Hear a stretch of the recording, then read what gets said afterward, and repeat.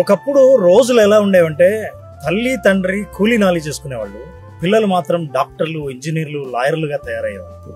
కానీ ఇప్పుడు తల్లిదండ్రులు ఇద్దరు ఉద్యోగాలు చేస్తున్నారు, మంచి డిగ్రీలు ఉన్నాయి, సొంత ఇల్లు ఉంది, డబ్బు ఉంది, ఆస్తి ఉంది. కానీ మరి పిల్లలు ఏం చేస్తున్నారు?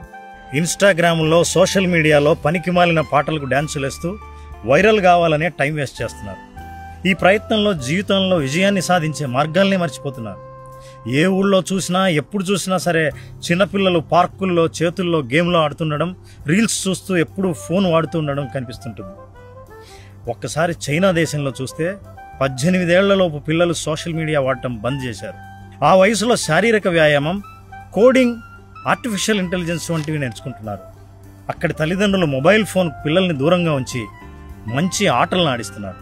ఇక్కడేమో తల్లిదండ్రులు ఇద్దరూ పనిచేస్తున్నారు కాబట్టి పిల్లల్ని నిశ్శబ్దంగా ఉంచడానికో, భోజనం తినిపించడానికో మొబైల్ అలవాటుని చేస్తున్నారు. ఇప్పుడు హై స్కూల్ రోజుల్లోనే పిల్లలు రోజుకు 4-5 గంటలు మొబైల్ పైనే గడుపుతున్నారంటే నమ్ముతారా? ఇంకా చాలా మంది పూర్తిగా శారీరక శ్రమకు దూరమై చిన్న వయసులోనే కంటెంట్ క్రియేటర్ వేటలో బిజీగా ఉన్నారు. ఇక్కడి చర్చ ఏ దేశం గొప్పది అన్నది కాదు, పిల్లల్ని మొబైల్ నుంచి దూరం చేయడం, రీల్ జీవితం కంటే రియల్ జీవితం గొప్పతనాన్ని చెప్పడం, మొబైల్లో కంటే మైదానంలో గడపాల్సిన అవసరం గురించి చెప్పడం.